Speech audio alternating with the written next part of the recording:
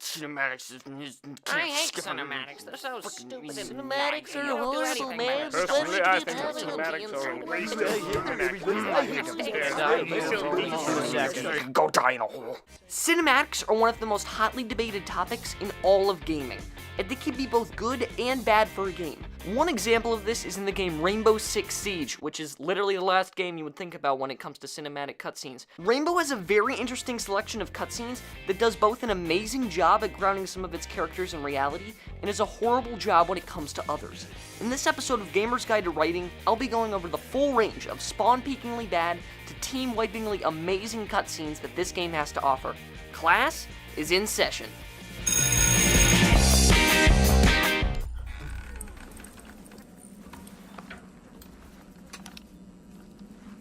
Now let's start this off with a bang. This is one of the worst cutscenes in the entire game. Geek Squad Dropout IQ does a fantastic job here at doing absolutely nothing of interest. There is no characterization whatsoever in this cutscene. And what does that mean? Well, there are two types of characterization, direct and indirect. Direct characterization is when a writer directly describes a character by using adjectives. For example, this man is blue, or this girl is a festering idiot. Direct characterization doesn't apply to cutscenes, so today we're talking about indirect characterization. This type of characterization is used to give specific traits and details to your favorite characters by way of action. Going back to the first episode of this series, Destiny's writers use snarky lines and a carefree attitude to give a personality to the lovably animated hunk of pristine scrap metal that we like to call Nathan Fillion's favorite paycheck. Cayde is defined by the way he acts and what he says, but here IQ is shown saying nothing, stupidly stepping on Michael Bay's floor rug, and then taking 10,000 years to start shooting what, if she didn't have her perv cam, would turn her into literal ash. If the writers wanted to use characterization here, they should have her talk, or show skill, or literally anything besides standing in one spot and getting caught off guard. For God's sakes, IQ's name is literally meant to indicate that she has intelligence. But here, she is as stupid as that person that always plays Tachanka. This cinematic is a reason to not like cinematics, because it does not humanize IQ, or show IQ's skills, or even show that she has competence. It does not relate to her gameplay at all, and barely explains the application of her gadget. But there's still hope for a good cinematic.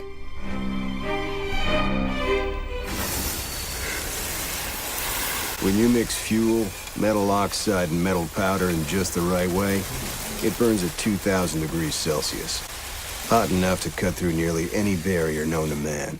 The next cutscene that we'll be talking about is the one for Thermite, colloquially known as that person on your team who always dies before they get to the objective. There's some good and bad to this cutscene that comes together to make it a fairly balanced experience. Thermite is heard kissing up to his high school chemistry teacher and showing the gamer that he's intelligent and fit for his job. Shocking. But that's about all we can get from this cutscene literarily. These cutscenes are opportunities to show that the mindless killing machines we all think that these operators are actually humans just like us. It could show that they have flaws. Oh, they ejected the mirror window! And strengths. I mean, But in this cutscene, only the strengths really show. We know that Thermite is obviously an inventor and intelligent, but we also get shown that he has a calming attitude. It would have been nice to see some weaknesses, but sadly we don't get any here. This cutscene is good overall, but there are still better in the game.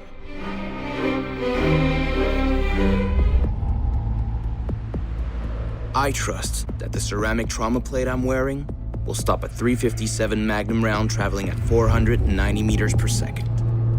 I trust myself not to move, not to flinch.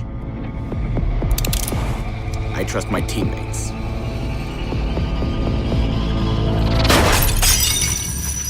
And they trust me. In my opinion, the best cutscene in this game is the one from Rook. It's not all too flashy or shiny, but it gets the job done in a simplistic and effective way.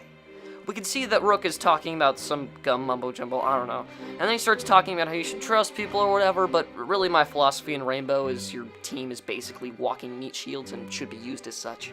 okay, Steven, if you're Blitz, I want you to go in there and tell me what's up. But after Rook recites a monologue from every anime ever, he trusts his teammates and gets shot in the chest by a magnum. I would say on a scale of 1 to 10, it's about an 8 when it comes to showing how much you trust your teammates. It's also a pretty decent way of showing a lot of characteristics and humanizations of Rook. We now know that he's trustworthy and trusts others, he puts his teammates' priorities ahead of his own, he's calm in the face of danger, and that his trust in his friends can be used to his disadvantage. All of this can be translated into gameplay, where his trauma plates are used to help his friends, and if his friends don't pick it up, then the enemy can use it to their advantage. This cinematic does a proud job of using characterization to its fullest extent in only a single minute. From this short clip, you can get a very good sense of Rook's character, his motivations, and his weaknesses. This is an astounding example of characterization in cinematics, and is one of the best use of cinematics in this game. From the bad to the meh to the good, we've covered how cinematics are used to give people character in Rainbow Six Siege. But why should you even care about these stupid 1-minute cinematics that all in all don't give you any advantage in multiplayer whatsoever? The truth is, these cinematics make all the difference. In other games like Overwatch, they use characterization for their characters mainly in the form of dialogue and written lore. And while yes, Rainbow does have written lore, these cinematics are the only substantial source of information that we have on these characters. If there was absolutely no background information for these characters, then why do you care if they fight each other? There's absolutely no point for you to get invested in FBI SWAT member 5546 as they get killed in battle. These cinematics help you connect to a character. They help you like that character. They help you get invested in that character, whether or not it makes them better in battle. These operators are no longer blank slates, but living, breathing people, thanks to these cutscenes. Cinematics are divisive as they are, but for some, the benefits outweigh the controversy.